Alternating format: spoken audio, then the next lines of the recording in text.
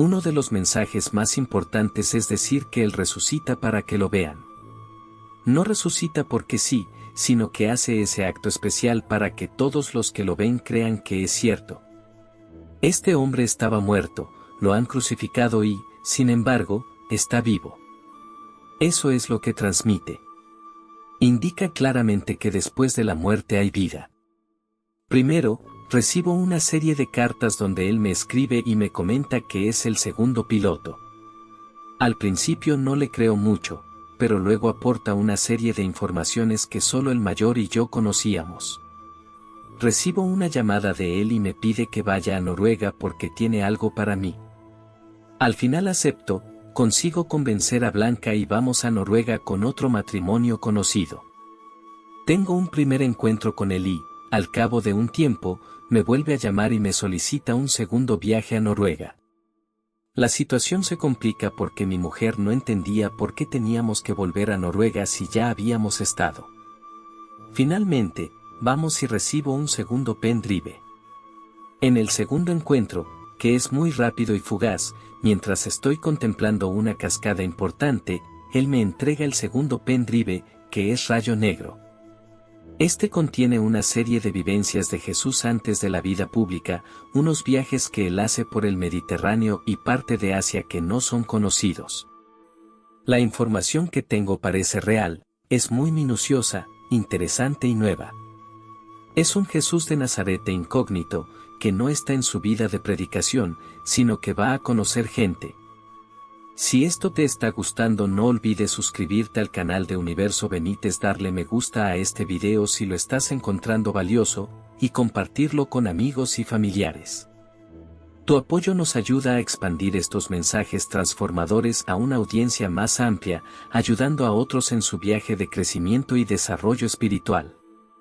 Continuemos con las enseñanzas de J. Benítez.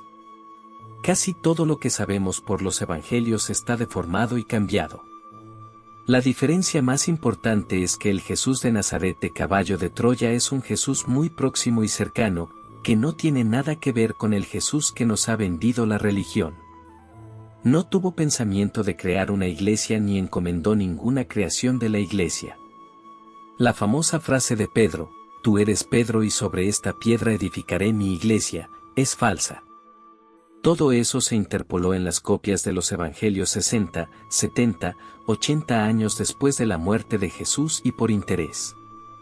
Cuando la primitiva iglesia empieza a hacerse grande, necesitan una justificación filosófica para lo que estaban haciendo y la mejor justificación es poner en boca de Jesús una serie de palabras que no existieron.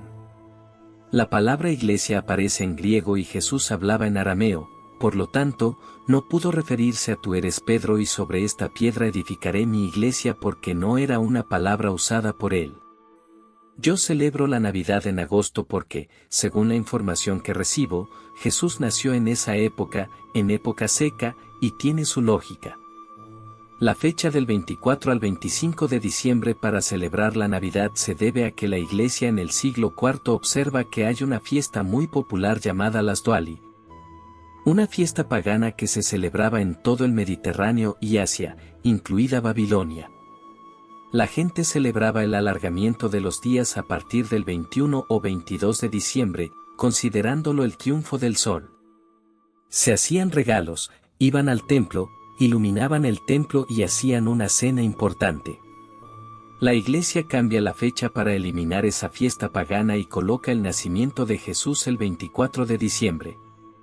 Jesús, como toda la gente que viajaba en aquella época, lo hacía en época seca, en verano.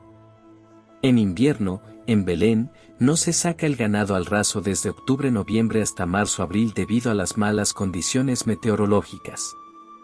Por lo tanto, es todo un invento. Una de las curaciones más sorprendentes por el número es la de unas 680 personas que estaban reunidas en la aldea pidiendo a Jesús que los curase. La fama de Jesús como sanador arrastraba a la gente, que exigía incluso que lo sanara. En un momento determinado, Jesús se asoma al caserón donde estaba viviendo en Sidón y se compadece de la gente que está allí. Entonces, se produce una inexplicable curación colectiva masiva. Hubo muchos prodigios que no están en los evangelios o se citan muy mal de pasada, pero algunos fueron espectaculares y otros no tanto. En los evangelios se dan por milagro o prodigio cosas que nunca existieron, como Jesús caminando sobre las aguas. Jesús toma decisiones importantes para su vida de predicación cuando está en una cueva en la actual Jordania, en una zona llamada Beit, cerca de lo que era la ciudad de Pela. Antes de empezar la predicación, después del bautismo, se retira a esa cueva y toma decisiones, una de ellas es no hacer milagros en la medida de lo posible. Difícilmente, si Jesús toma esa decisión, podría andar caminando sobre las aguas del mar de Tiberíades. Según se cuenta en el diario de Eliseo, Pedro tenía un problema de sonambulismo y se queda dormido cuando van con una lancha desde el sur del mar de Tiberíades. Jesús no iba en la lancha. Pedro tiene un sueño en el que ve a Jesús caminando sobre las aguas y, en su sonambulismo, se levanta y se tira al agua. Los compañeros lo sacan del mar de Tiberíades y todo el mundo sabía que había sido un sueño. Pedro siempre sostuvo que lo que había vivido era verdadero. Mientras todo el mundo, incluidos sus compañeros de la lancha, consideraban que se trataba de un sueño, él se mantenía firme en su versión. De hecho, Marcos, el niño que lo acompañó en su viaje hacia Roma, le escuchó hablar sobre Jesús caminando sobre las aguas, algo que él relató en el Evangelio. Sin embargo, esto no era exacto. La resurrección de Jesús de Nazaret fue real, pero no ocurrió al tercer día como se ha dicho, sino al segundo. Él mismo mencionó en varias ocasiones que poseía el poder sobre la vida, lo cual demostró al aparecerse a muchas personas después de su muerte, no solo a las mencionadas en los evangelios, sino a muchas más. Se presentó en distintos lugares, entre ellos Alejandría en Egipto y Tiro, en lo que hoy es Líbano.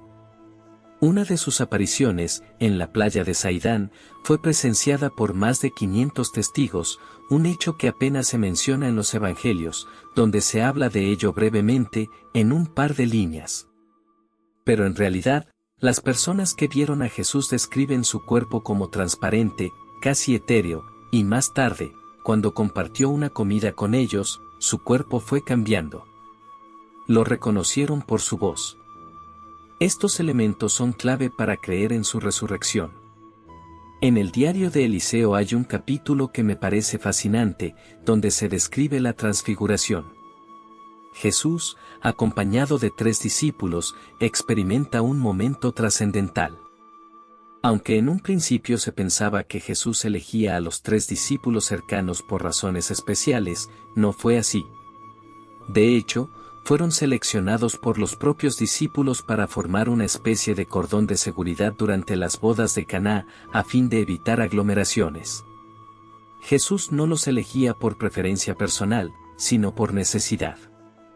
Así, Pedro, junto a los hermanos Zebedeo, Juan y Santiago, fueron elegidos para acompañarlo en ese momento.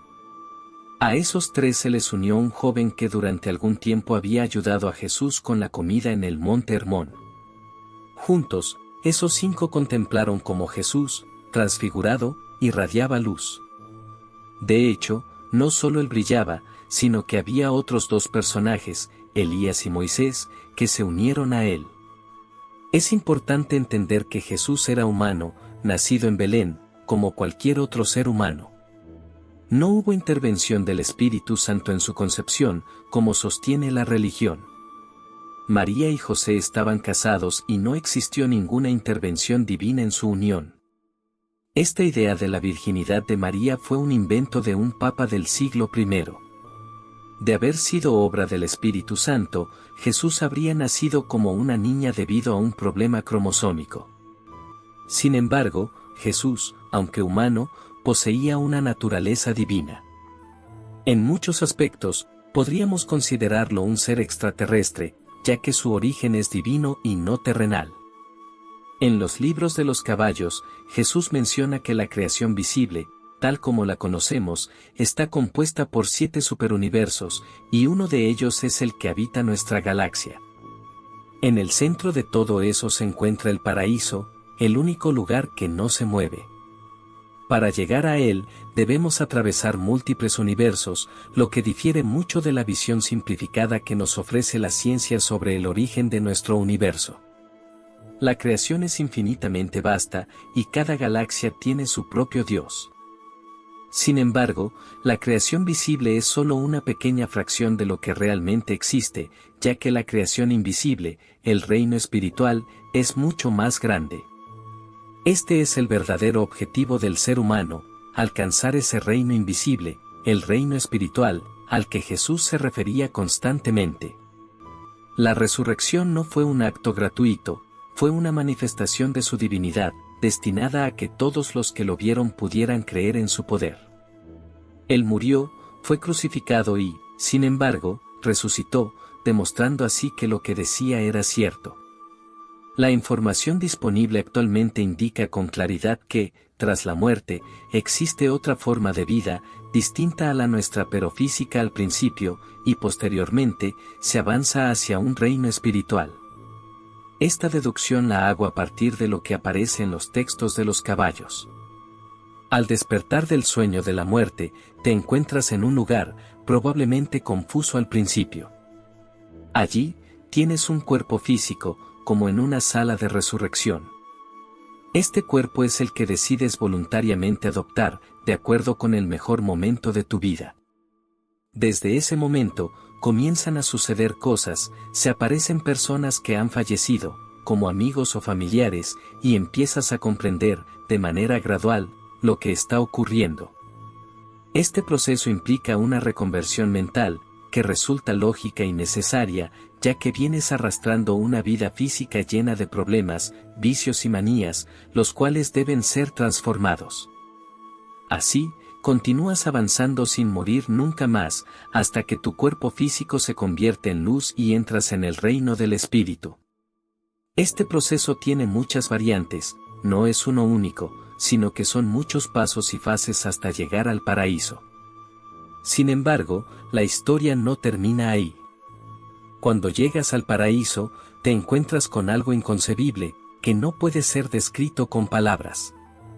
A partir de ese momento, te conviertes en un Dios con mayúsculas y se te puede encomendar la creación de otros universos en zonas aún no creadas. Esto es posible gracias a la chispa divina que llevas en tu mente. Todos los seres humanos, según mi información, están destinados a ser entrenados y preparados para convertirse en dioses creadores. Así como Jesús de Nazaret es un Dios creador, tú también lo serás.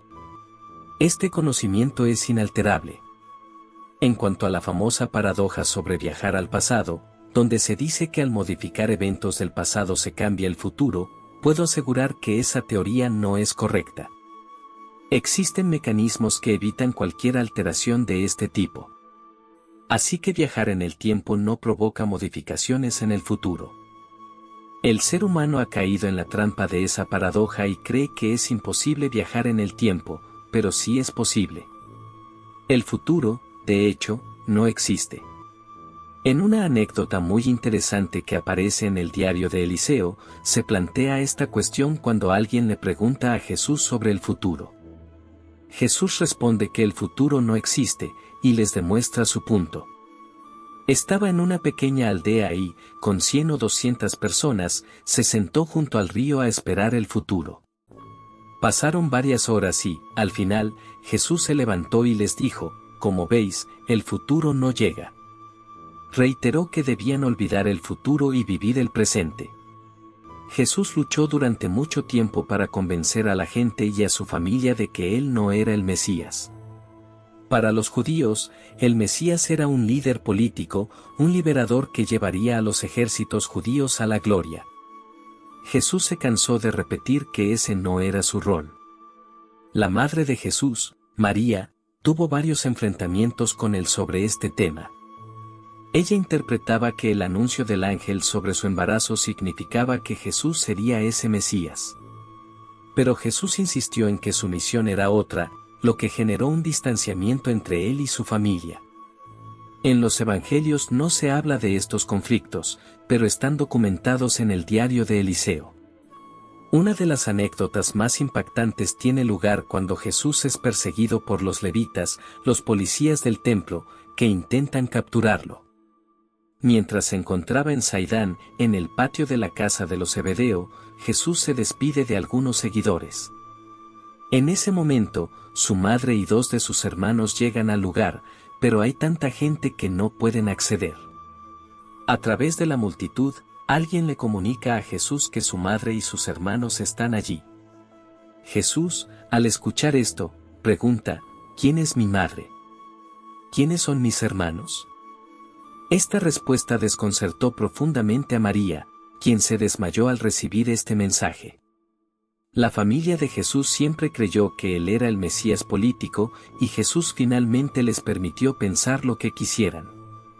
Después de mucho tiempo, me di cuenta de que esta historia estaba siendo manipulada. La Iglesia, en su afán de poder, distorsionó muchos hechos para su propio beneficio. Decidí dar un paso importante, me dirigí al obispado de Cádiz y expresé mi deseo de abandonar. Esta fue, sin duda, una de las decisiones más significativas de mi vida. El concepto del infierno, tal como lo conocemos, está muy alejado de la realidad. Tras la muerte, hay un nivel de existencia tan fascinante que no existen palabras para describirlo. Imagina un estado en el que, con tu nuevo cuerpo físico, posees una visión sobrehumana, un poder que te permite comprender el universo de una manera impensable. Este es solo el principio de lo que te espera. Es un cuerpo sin necesidad de aparatos digestivos ni circulatorios, uno que trasciende nuestra comprensión actual. A lo largo de estos años, he acumulado una serie de descubrimientos, algunos sorprendentes y otros inquietantes. El fenómeno ovni sigue siendo uno de los enigmas más grandes que he estudiado durante más de 47 años. No tengo todas las respuestas, pero puedo asegurar que algo he aprendido. Si recordamos las 2 guerras mundiales, por ejemplo, fueron responsables de cerca de 100 millones de muertes, y, sin embargo, no hubo intervención alguna para evitarlo. Y eso no fue todo, existen otras muchas guerras a lo largo de la historia en las cuales, de nuevo, no hubo presencia de seres de civilizaciones no humanas para impedir esas tragedias. No creo que el ser humano sea rescatado ni salvado por ninguna de esas civilizaciones, que ciertamente existen. ¿Por qué? Porque cada civilización tiene su propio destino, y no se debe interferir, aunque esta civilización se encuentre en una situación desastrosa. Existen cientos de civilizaciones que han sido estudiadas, y, en mis 47 años de investigación, he reunido una cantidad aproximada de 1000 tipos diferentes de seres que podrían estar tripulando esas naves. Es solo un pequeño fragmento de la información disponible. Algunos de esos encuentros datan desde tiempos remotos, cuando estos seres estuvieron involucrados en la creación de las principales religiones monoteístas, la judía, la cristiana y la musulmana. Un claro ejemplo de contacto con estas entidades lo encontramos en la figura de Moisés. Cuando Moisés ascendió al monte Sinaí, se cubrió de una densa niebla acompañada de ruidos que parecían terremotos. ¿Qué nos están describiendo ahí? No se trata de Dios, ya que Él no necesita nieblas ni terremotos. Más bien, lo que se está describiendo es el descenso de una gran nave, o varias naves, no humanas, que entraron en contacto con Moisés durante esos 40 días en los que permaneció en esa niebla, mientras el pueblo lo esperaba abajo. Lo que le dijeron y lo que programaron para él, lo sabemos todos. Los 10 mandamientos y toda la normativa religiosa que aparece en el Antiguo Testamento. ¿Y quiénes estaban detrás de esto? Estos seres que descendieron en esas naves, y ante los ojos del pueblo hebreo, iba una columna de luz que se detenía y movía conforme se desplazaba el pueblo. Esto no es algo reciente, ya se lleva años investigando cómo enormes naves, con forma cilíndrica o gigantescos pilares de luz, aparecen y desaparecen. Este fenómeno no es nuevo.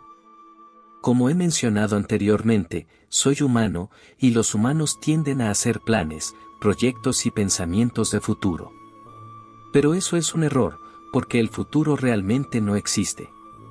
Es una invención, en gran parte impulsada por los medios de comunicación, como la televisión y el marketing, para vendernos productos como electrodomésticos. El futuro es solo una ilusión, lo único que realmente importa es vivir en el presente, en el ahora. En cuanto a lo que me espera a mí, no lo sé con certeza. Sin embargo, seguiré investigando, escribiendo y buscando nuevas revelaciones en la medida de lo posible. No temo la muerte, ya que sé lo que hay después, al menos en un 50%. Y sé que, de alguna manera, seguiré vivo. Para continuar explorando más sobre estos temas y muchos otros, te invito a descubrir el canal Universo Benítez, donde seguimos profundizando en las investigaciones más fascinantes sobre el más allá y los misterios del universo.